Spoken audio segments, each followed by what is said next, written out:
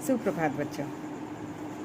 Class 9th में हम लोग गद्य खंड पढ़ रहे हैं। गद्य खंड के दूसरे अध्याय को हम लोग पढ़ रहे हैं, जिसका शीर्षक है एवरेस्ट मेरी शिखर यात्रा। और उसकी रचनाकार हैं बचेंद्री पाल, जो भारतवर्ष की प्रथम महिला हैं जिन्होंने एवरेस्ट शिखर की यात्रा की है। पूरे विश्व में 5वीं हैं और भारतवर्ष की पहली महिला, जिनके जीवन की रोमांचक यात्रा को हम लोग पढ़ रहे हैं। और बचेंद्री पाल ने स्वयं अपने विजय की पर्वतारोहण की यात्रा को स्वयं कलमबद्ध किया है और पल पल का विवरण उन्होंने ऐसे दिया है जैसे लग रहा है पाठकगण उनके साथ एवरेस्ट की यात्रा कर रहे हैं। तो आइए हम आगे बढ़ते हैं कि किस प्रकार। बहुत ध्यान से सुनेंगे तो बहुत अच्छा लगेगा कि कैसे एवरेस्ट तक पहुंचने में किन किन कठिनाइयों का, किन किन चुनौतियों का उन्होंने सामना किया। उन्होंने हिम्मत नहीं हारी। इस प्रकार वो अपने शिखर तक, एवरेस्ट की शिखर तक पहुंचती हैं। 2 बिंदु पिछले क्लास का मैं याद दिला दे रही हूँ। एक तो उन्होंने दिल्ली से काठमांडू तक की यात्रा की शुरुआत की थी, और दूसरी कि उन्होंने नमचे बाजार से सर्वप्रथम उन्होंने एवरेस्ट को निहारा था। सबसे पहली बार उन्होंने एवरेस्ट को वहीं से निहारा था। शेरपा कुली स्थानीय निवासी वहीं के थे, नमचे बाजार के, और वहाँ के लोग एवरेस्ट को क्या कहते थे? सागर माथा। ये नाम लेखिका को बहुत अच्छा लगता है कि वाह, सागर माथा, सागर नीचे है और माथा एवरेस्ट जो है वो ऊपर है, इसलिए उन्हें ये नाम अच्छा लगा। अब हम लोग आगे बढ़ते हैं। जब ये लोग 26 मार्च को पेरिस पहुंचते हैं तो वहाँ हमें हिमस्खलन के कारण हुई एक शेरपा कुली की मृत्यु का दुखद समाचार मिला।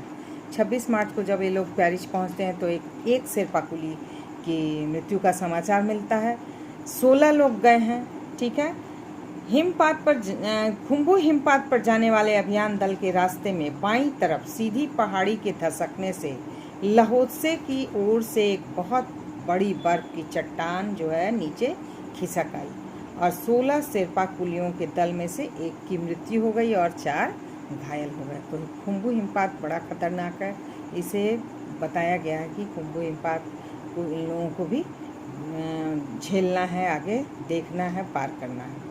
इस समाचार के कारण अभियान दल के सदस्यों के चेहरों पर छाए अवसाद को देखकर हमारे कर्नल खुल्लर नेता ने कहा, क्या कहा भाई, कि एवरेस्ट जैसे महान अभियान में खतरों को और कभी कभी तो मृत्यु भी आदमी को सहज रूप में स्वीकार कर लेना चाहिए।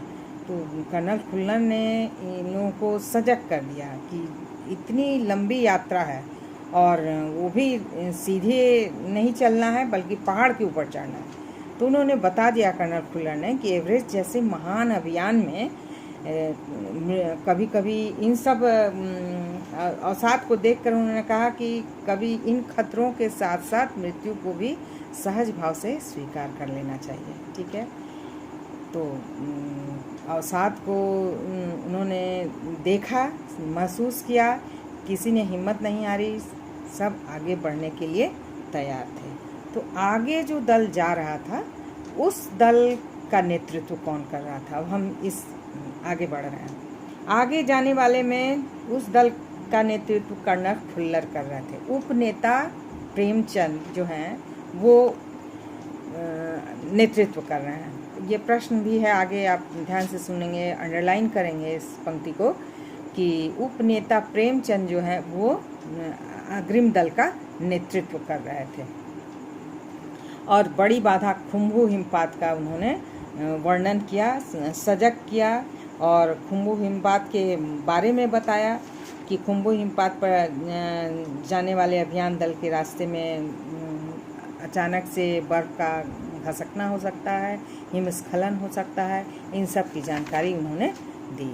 उन्होंने अनियमित हिमपात की जानकारी दी वहाँ पर कि, और उन्होंने कहा कि उनके दल जो हैं कैंप 1 तक पहुँचने का रास्ता साफ कर दिया है। उपनेता प्रेमचंद ये सब जानकारी दे रहे हैं कि वहाँ पुल बनाया गया है, झंडियों को लगा के रास्ते को चिन्हित किया गया है और झंडियों से चिन्हित किया गया है, रस्सियों को बांधा गया है। ये सारी तैयारी हो चुकी है। उन्होंने बताया कि बर्फ का गिरना अभी जारी है और हिमपात अनिश्चित होने के कारण अब जो हिमपात अनिश्चित है और ग्लेशियर का बहना, ये सब अनिश्चित है कि कभी भी ये सब प्राकृतिक आपदा हैं जो कभी भी हो सकती हैं।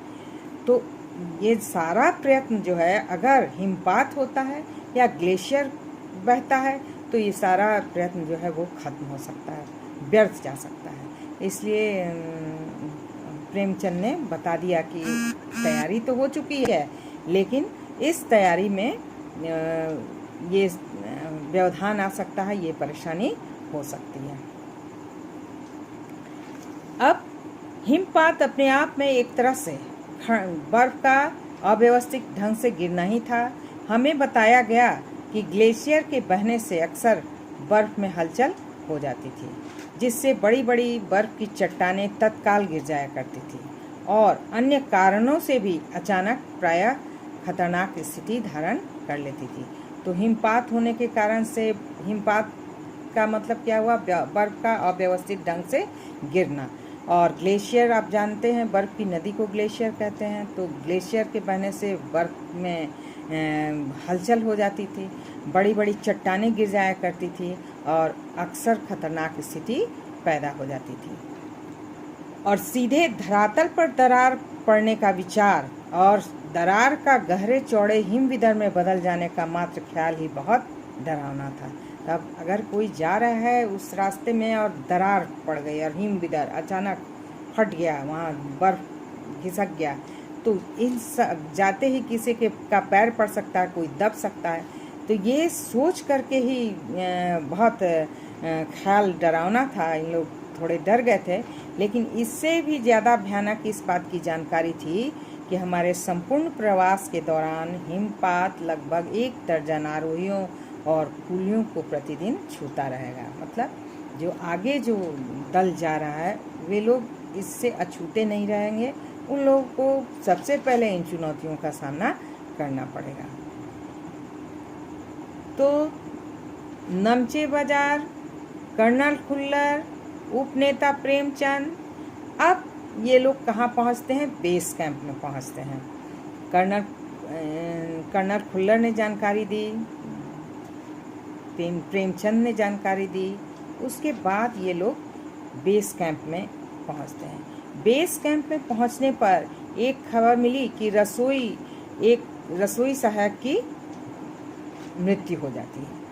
ठीक है ना, तो वातावरण अनुकूल न होने के कारण उसकी मृत्यु हो जाती है। कई बार ऐसा होता है कि नीचे जो रहते हैं तापमान दूसरा होता है, ऊपर जाने में तापमान दूसरा हो जाता है, तो सभी की एक तरह की स्थिति नहीं होती है, तो वो ये सहन नहीं कर सका और रसोई सहायक की मृत्यु हो जाती है।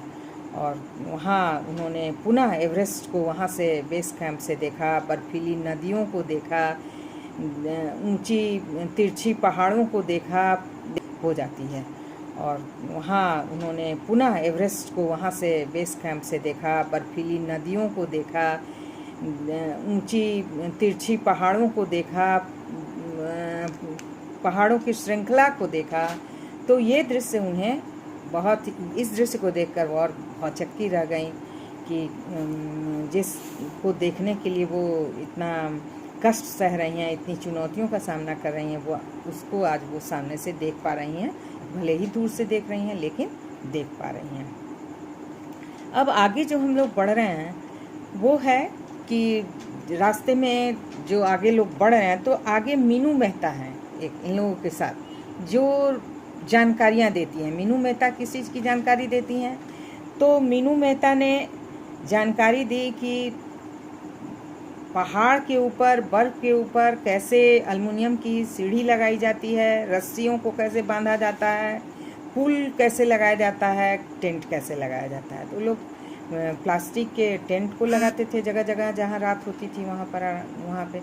तो इस प्रकार ये लोग जो हैं, मीनू मेहता ने इन सारी चीज़ों की जानकारी दी, ठीक है, कि कैसे पुल बांधना है, कैसे सीढ़ी लगानी है एल्युमिनियम की, और कैसे रस्सी को बांधना है। तो वहाँ पे 2 महिला वहाँ तक पहुँची। रीता गोम्बू और लेखिका कैंप 1 तक ये दो पहुँची। तो जब 29 अप्रैल को 7,900 मीटर पर ये लोग बेस कैंप 1, 2, 3 फिर 4 चौथा कैंप वहाँ पर लगाया गया। तो मीनू मेहता ने जानकारी दी कि और उसके बाद कर्नल खुल्लर ने सुना कि सिर्फ 2 ही महिला वहाँ पहुँच चुकी, 2 महिला पहुँच चुकी हैं, इसलिए बहुत खुश हुए। उन लोगों को शाबाशी दिए कर्नल खुल्लर। जब अप्रैल में बेस कैंप में थी, तेंजिंग अपनी सबसे छोटी सुपुत्री डेकी के साथ हमारे पास आए थे। उन्होंने इस बात पर विशेष महत्व दिया कि दल के प्रत्येक सदस्य और प्रत्येक शेरपा कुली से बातचीत की जाए। तो जब अप्रैल में वे लोग बेस कैंप में थीं तो उनकी अपनी छोटी बेटी के साथ आए हुए थे और उन्होंने इस बात का विशेष महत्व दिया कि दल के प्रत्येक सदस्य और प्रत्येक कुली से बातचीत की जाए, जितने लोग जा रहे थे। जब मेरी बारी मतलब लेखिका की बारी आई, तो मैंने अपना परिचय यह कह कर दिया कि मैं बिल्कुल नौसिखिया हूँ और एवरेस्ट मेरा पहला अभियान है। उन्होंने ये कह के दिया कि मैं तो बिल्कुल नौसिखिया हूँ, सच में पहली बार चढ़ रही थी और ये मेरा पहला अभियान है। तेंजिंग हंसे और मुझसे कहा कि एवरेस्ट उनके लिए भी पहला अभियान है, लेकिन यह भी स्पष्ट किया कि शिखर पर पहुंचने से पहले उन्हें 7 बार एवरेस्ट पर जाना पड़ा था। फिर अपना हाथ मेरे कंधे पर रखते हुए उन्होंने कहा कि तुम एक पक्की पर्वतीय लड़की लगती हो, तुम्हें तो पहले ही प्रयास में शिखर पर पहुंच जाना चाहिए। तो ये तेंजिंग ने उनका उत्साह बढ़ाया। तेंजिंग ने जब सभी शेरपा कुली से सभी से परिचय पूछा, जब इनकी बारी आई, लेखिका की बारी आई, तो उन्होंने अपना परिचय इस प्रकार दिया कि ये मेरा पहला अभियान है, मैं बिल्कुल नौसिखिया हूँ। तो तेंजिंग, ये प्रश्न में ये भी है कि तेंजिंग ने क्या कहा, तो तेंजिंग ने कहा कि तुम एक पक्की पर्वतीय लड़की हो, तुम्हें तो पहले प्रयास में ही एवरेस्ट पर पहुंच जाना चाहिए। ये कह के उन लोगों का हौसला बढ़ाया। ठीक है, अब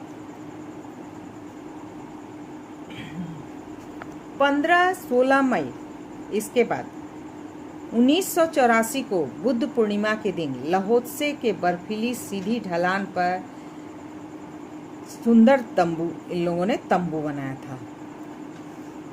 15-16 मई 1984 जब वो लोग गए थे, तो बुद्ध पूर्णिमा के दिन ये लोग ऊपर चढ़ रहे थे, तो इन लोगों ने एक तंबू लगाया, 1-2 तंबू लगाया। एक तंबू में ये थी और रात के 12:30 बज रहे थे।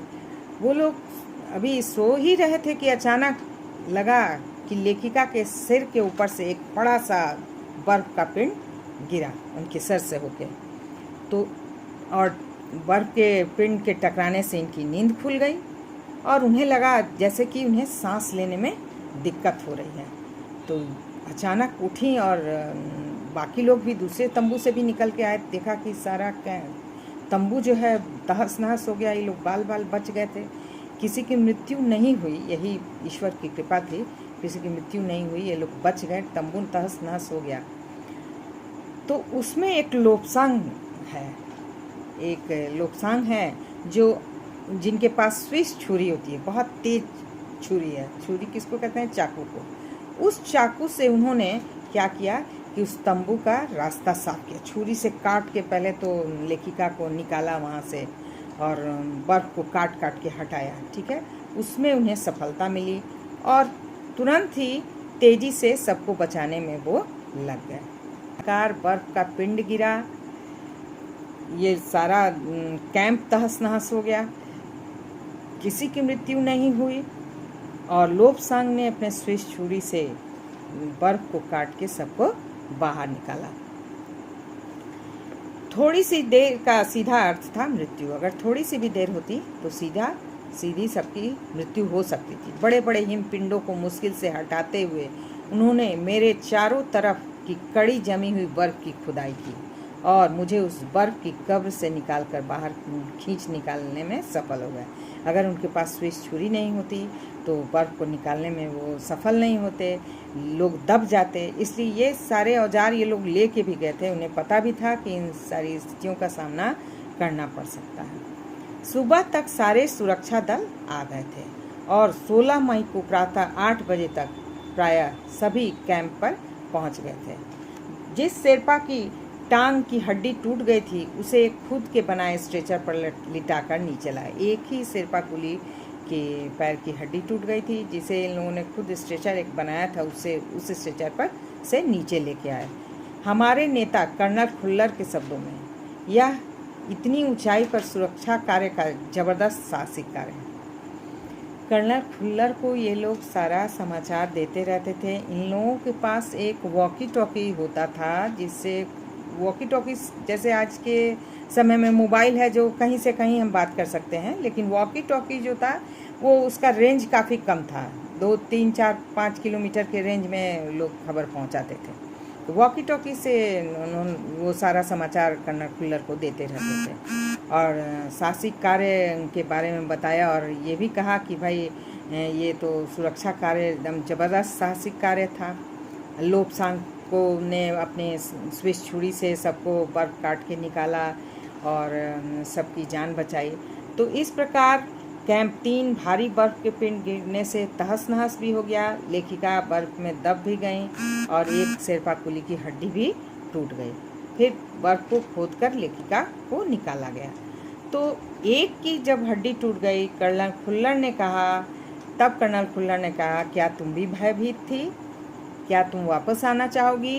तो उन्होंने कहा कि नहीं, मैं वापस जाना नहीं चाहती हूँ, क्योंकि उन्हें तो कहाँ पहुँचना है, उन्हें शिखर तक पहुँचना है। उसके बाद जब ये सारा कुछ रात में होता है, अगली सुबह दोपहर बाद मैंने अपने दल के दूसरे सदस्यों की मदद करने